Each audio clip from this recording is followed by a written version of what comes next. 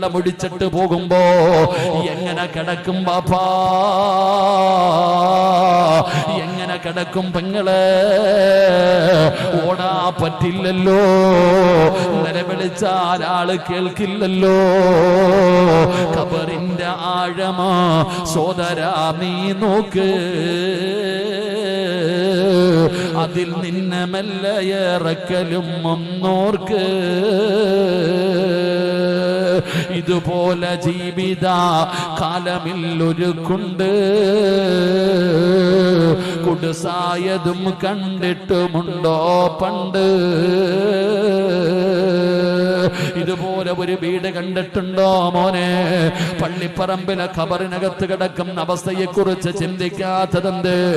അതുകൊണ്ട് എന്റെ പ്രിയപ്പെട്ടവരോട് പറയുന്നു, പെയ്ത അതാ പേമാരി പെയ്യുന്ന സമയത്താണ് 4 ദിവസമായിട്ട് ഇങ്ങനെ ഒരു പരിപാടി നടക്കുന്നത്. ഈ നാടിന്റെ ഒത്തൊരുമയാടോ, ഇവരുടെ ഇഖ്ലാസ് ആത്മാർത്ഥമായിട്ടുള്ള പരിശ്രമമാണ്. പല പരിപാടികളും മഴയുടെ പേര് പറഞ്ഞിട്ട് ഉപേക്ഷിക്കുമ്പോ അല്ലാഹുവേ, സാധാരണ നടക്കുന്നതിനും ഗംഭീരമായി മനോഹരമായ രീതിയിൽ ഇങ്ങനെ ഒരു മജ്‌ലിസ് ഈ നാട്ടിൽ നടക്കുമ്പോ ഇവരുടെ നിയ്യത്ത് നല്ലതാ, ഇവരുടെ ഇഖ്ലാസോട് കൂടിയുള്ള നിയ്യത്ത് നല്ലതാ. നിയ്യത്ത് നല്ലതായത് കൊണ്ടാ അല്ലാഹു ഈ പരിപാടി മുടക്കാതെ മനോഹരമായ രീതിയിൽ ഇങ്ങനെ ഒരുക്കി തന്നത്.